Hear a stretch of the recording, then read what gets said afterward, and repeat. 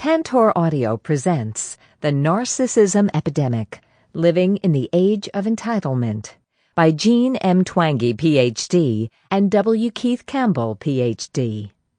Narrated by Randye, Kaye. Introduction. The Growing Narcissism in American Culture. We didn't have to look very hard to find it. It was everywhere. On a reality TV show, a girl planning her 16th birthday party wants a major road blocked off so a marching band can precede her grand entrance on a red carpet. A book called My Beautiful Mommy explains plastic surgery to young children whose mothers are going under the knife for the trendy mommy makeover. It is now possible to hire fake paparazzi to follow you around, snapping your photograph when you go out at night. You can even take home a faux celebrity magazine cover featuring the pictures. A popular song declares, with no apparent sarcasm, "I believe that the world should revolve around me." People buy expensive homes with loans far beyond their ability to pay, or at least they did until the mortgage market collapsed as a result. Babies wear bibs embroidered with supermodel or chick magnet and suck on bling pacifiers while their parents read modernized nursery rhymes from This Little Piggy Went to Prada. People strive to create a personal brand, also called self-branding, packaging themselves like a product to be sold.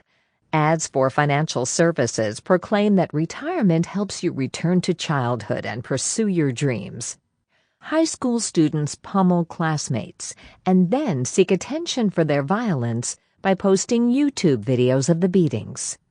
Although these seem like a random collection of current trends, all are rooted in a single underlying shift in the American psychology: the relentless rise of narcissism in our culture.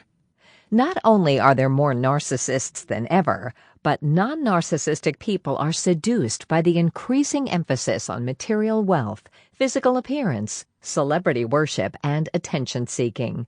Standards have shifted, sucking otherwise humble people into the vortex of granite countertops, tricked-out MySpace pages, and plastic surgery. A popular dance track repeats the words money, success, fame, glamour over and over, declaring that all other values have either been discredited or destroyed. The United States is currently suffering from an epidemic of narcissism.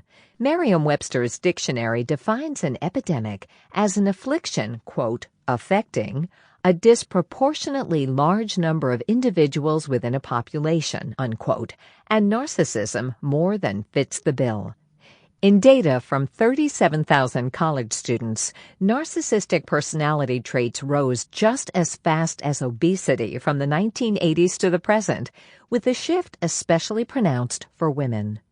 The rise in narcissism is accelerating, with scores rising faster in the 2000s than in previous decades.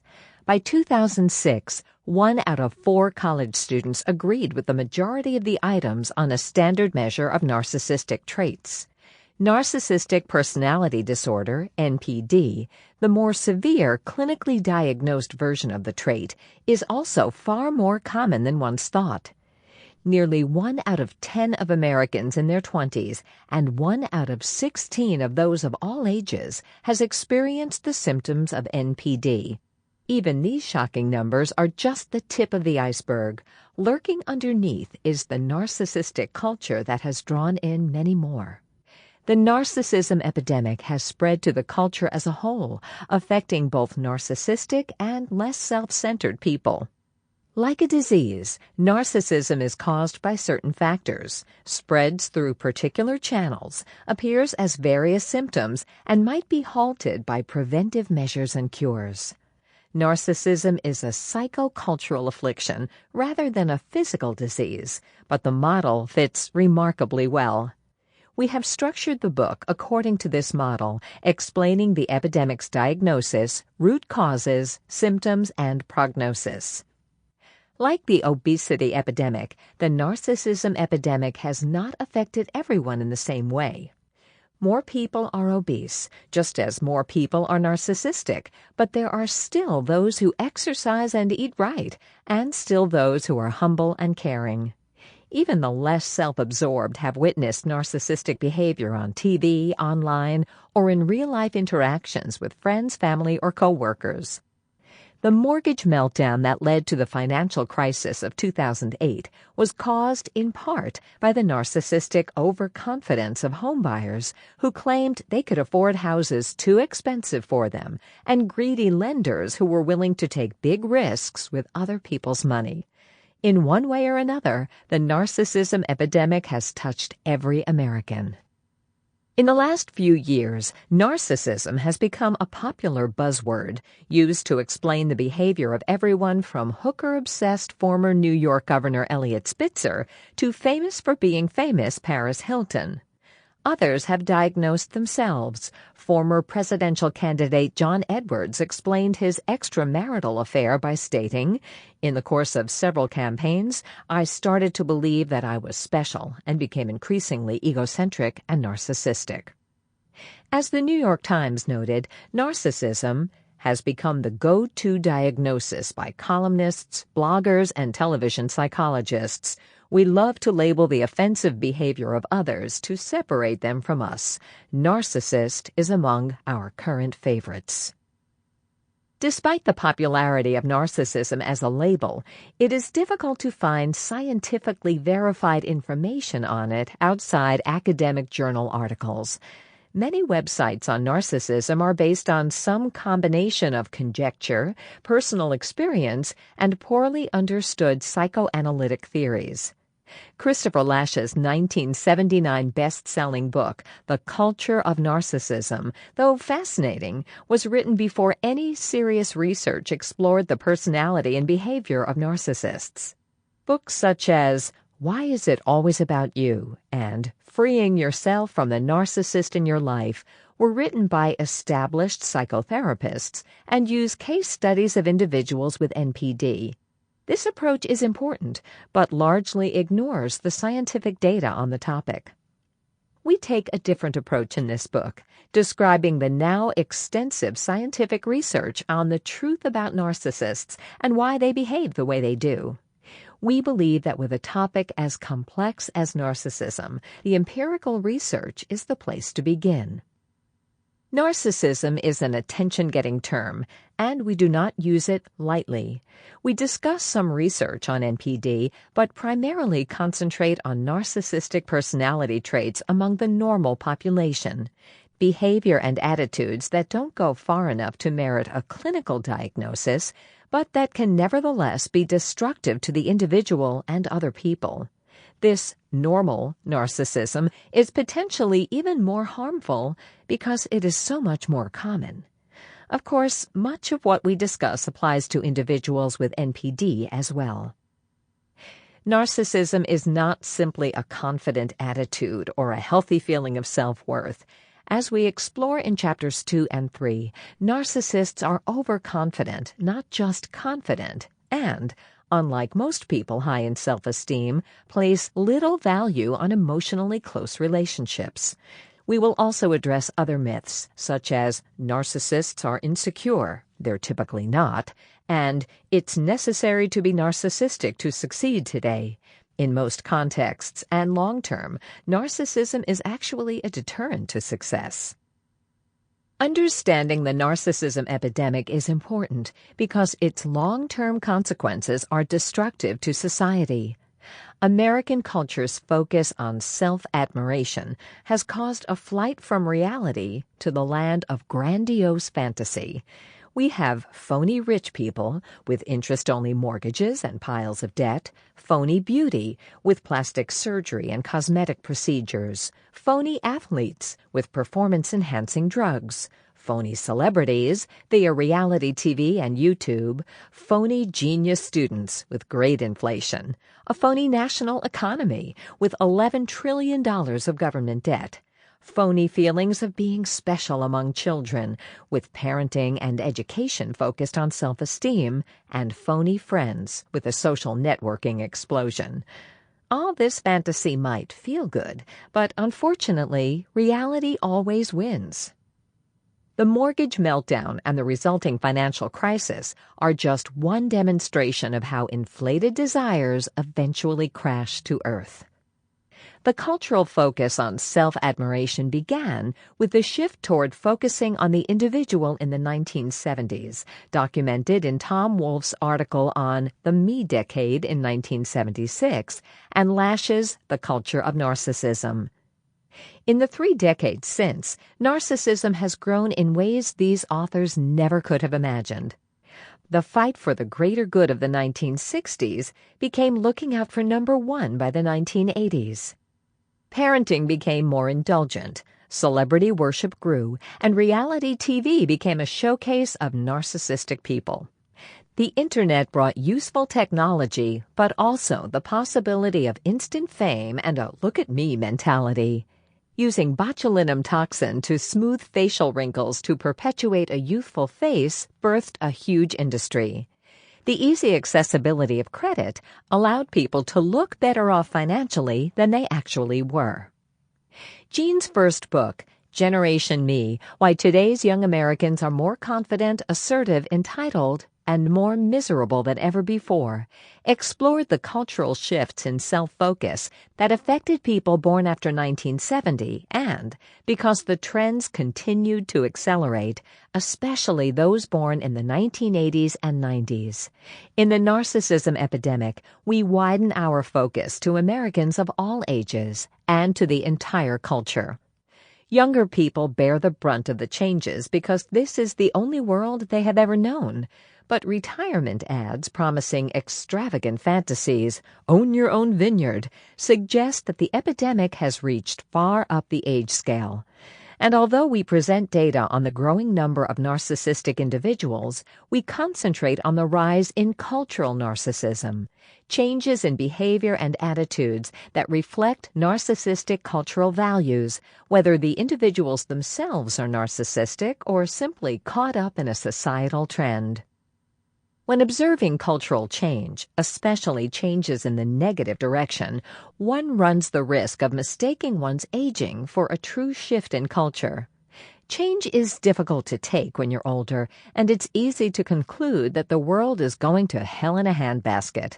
We have tried to avoid this bias by finding as much hard data and considering as many perspectives as we could. Many cultural changes were eminently quantifiable. The 5-fold increase in plastic surgery and cosmetic procedures in just 10 years, the growth of celebrity gossip magazines, Americans spending more than they earn and racking up huge amounts of debt, the growing size of houses, the increasing popularity of giving children unique names, polling data on the importance of being rich and famous, and the growing number of people who cheat.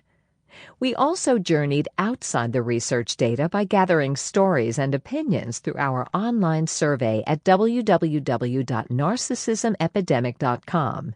We have changed respondents' names and, in some cases, identifying information.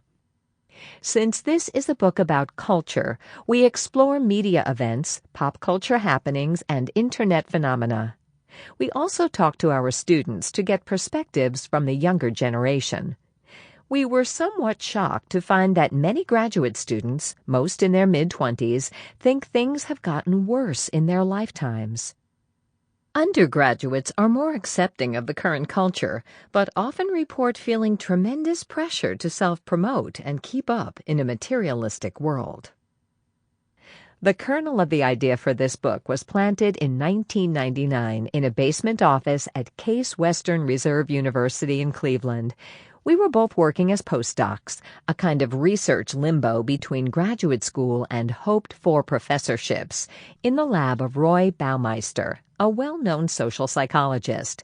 There's not much to do in Cleveland, especially in the winter, so we ended up talking a lot in our shared office. Sometimes we were actively procrastinating.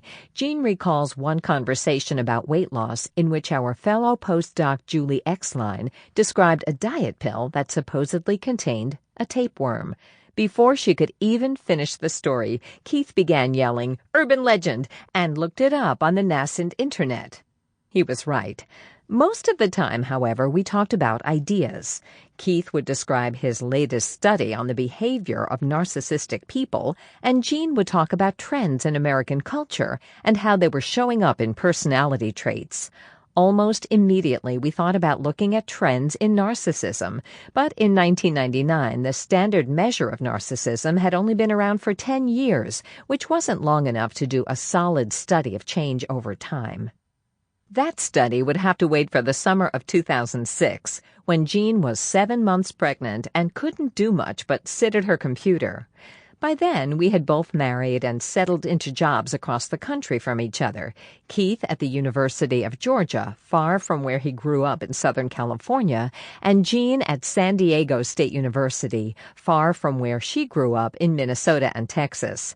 Our co-authors on this project were renowned narcissism and aggression researcher Brad Bushman and 2 former students, now faculty, Joshua Foster and Sarah Conrath. The rise in college students' narcissism over the generations was clear, and when we released the study in February 2007, it was covered by the Associated Press and many other news outlets. It was an interesting first day back on the job for Jean after a 4-month maternity leave. One TV crew setting up a standard walking shot asked Jean to carry her briefcase so she would look more professional. "Guys," Jean said, "that's not my briefcase. It's my breast pump." When Jean got home that night, the full impact hit her. The story had been covered by the NBC Nightly News, Fox News Channel, and National Public Radio, and both Jay Leno and Conan O'Brien made jokes about it. The AP story appeared in more than 100 newspapers around the country, prompting a slew of editorials, newspaper columns, and emails. Much of the feedback was positive, but we also received intense questioning and harsh criticism, some of it based on misunderstandings about what narcissism is and how it is measured. That was when we realized we'd hit a nerve. We also realized that the narcissism epidemic went far beyond the changing personalities of college students. The American culture was shifting in a fundamental way, and we wanted to document it and figure out how to stop it. Every time we turned on the TV, it seemed that another symptom of narcissism was rearing its ugly head. Botox ads, the mortgage meltdown, fake paparazzi. We found so many examples of narcissism in American culture that we had to stop collecting them. This book could have been twice as long. The rise in cultural narcissism is a complex story, often with nuanced arguments. We urge you not to jump to conclusions too quickly and to refrain from overgeneralizing. When we show that narcissism doesn't usually lead to success, that doesn't mean it never does. When we link materialism to narcissism, that doesn't mean that wanting a big house necessarily makes you a narcissist, and the same goes for wanting plastic surgery. When we say parents shouldn't tell kids they are special, that doesn't mean we think they should say instead, "You're not special." When we note that narcissism is linked to aggression, that doesn't mean all crime will rise along with narcissism. Some religions now promote self-admiration, but that doesn't mean those religions are bad. And although the culture is now more narcissistic, of course there are exceptions, like people volunteering to help others or serving in the military. Although we certainly use sound bites sometimes, we also try to explain the complexities as much as we can. In some cases, we go into the necessary detail. We focus most of our discussion on narcissism in the United States because we are both American citizens and most of the data are from the U.S. However, many global trends originate in the United States, and outbreaks of the narcissism epidemic have popped up in Europe, Asia, and Australia. These range from made-for-video school shootings in Finland to Little Emperor Syndrome in China.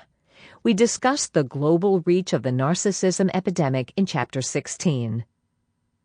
We spend a good amount of the book on solutions, our prescriptions to salve, if not entirely cure, the narcissism epidemic. Some are personal, such as practicing gratitude, changing the ways you parent, or avoiding narcissistic relationship partners. Others are more structural, such as teaching children friendship skills and rewarding the practice of saving money instead of spending. Most chapters end with some solutions, and we expand on these ideas in the final chapter. Our hope is that this book becomes the starting point for a discussion about the current state of American culture. We have a personal interest as well. Between us, we have 3 young daughters, and we are concerned about how the culture will affect them as they grow up. While they are young, it's relatively easy to steer clear of the little princess onesie and the bling pacifier, but then the culture creeps in the door, especially since exposure to adolescent values now begins at about 4, with young girls, including Keith's older daughter, watching tween shows like Hannah Montana, and 8-year-olds having makeover parties for their birthdays. The narcissism epidemic seems to have hit girls especially hard. Who knows, by the time our daughters graduate from high school, one of the most common graduation presents might be a breast augmentation. We're not kidding. The number of teens getting breast augmentations jumped 55% in just 1 year from 2006 to 2007, and some parents do indeed pay for them as graduation gifts. We want this book to be a wake-up call. In contrast to the obesity epidemic, which has been widely publicized, Americans have become inured to the incivility, exhibitionism, and celebrity obsession caused by the narcissism epidemic. It's taken for granted that a baby bib saying supermodel is cute. Having changed ourselves, we no longer perceive our transformation, wrote Roger Kimball in The New Criterion.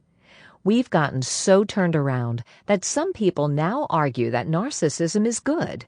As we discuss in Chapter 3, narcissism has some short-term benefits to the self, but is not good for other people, society, or even the narcissist himself in the long run.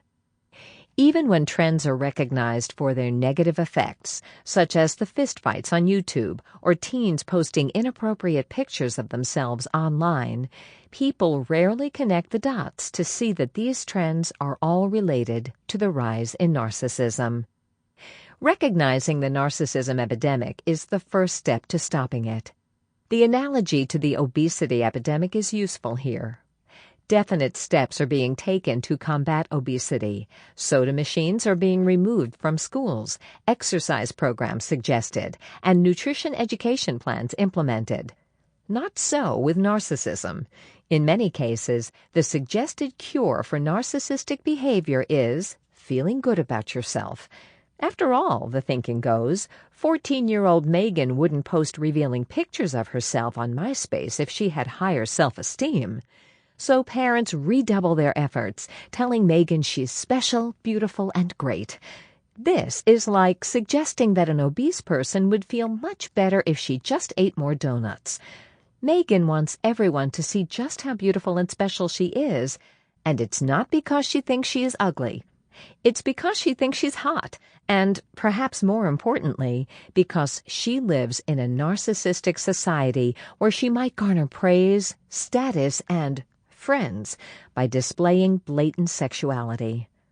In fact, narcissism causes almost all of the things that Americans hoped high self-esteem would prevent, including aggression, materialism, lack of caring for others, and shallow values. In trying to build a society that celebrates high self-esteem, self-expression, and loving yourself, Americans have inadvertently created more narcissists and a culture that brings out the narcissistic behavior in all of us. This book chronicles American culture's journey from self-admiration, which seemed so good, to the corrosive narcissism that threatens to infect us all. Section 1. The Diagnosis. Chapter 1. The Many Wonders of Admiring Yourself. It all began with such good intentions. American culture encourages self-admiration with the belief that it will improve our lives. Admiring yourself feels good and makes you happy. If you believe in yourself, you are more likely to keep trying even when you don't succeed the first time. Self-respect is no longer restricted to the privileged few. You can feel good about yourself no matter what your race, sex, or sexual orientation is. Our country's focus on self-admiration has certainly been successful in raising Americans' opinions of themselves. Self-esteem is at an all-time high in most groups, with more than 80% of recent college students scoring higher in general self-esteem than the average 1960s college student. Middle school students, often the focus of self-esteem boosting efforts, have skyrocketed in self-esteem, with 93% of late 2000s tweens scoring higher than the average 11 to 13-year-old did in 1980. Total self-esteem has not increased among high school seniors, but 3 out of 4 report they are satisfied with themselves, up from 2 out of 3 in 1975. 1 out of 3 now say they are completely satisfied, versus 1 out of 4 in 1975. Younger generations are also markedly higher in other traits related to self-admiration, including individualism, assertiveness, and extroversion. The changes have affected older people as well. College-educated women born in the 1930s grew increasingly focused on their individual selves as they lived through the indulgent decades of the 1970s and 1980s. Especially these days, Americans love to love themselves. In the next chapter, we will explain the important differences between self-esteem and narcissism. Here, we explore self-admiration as American culture promotes it, as a general feeling of self-love that does not distinguish between a healthy sense of self-worth and the unhealthy narcissism that can instead result.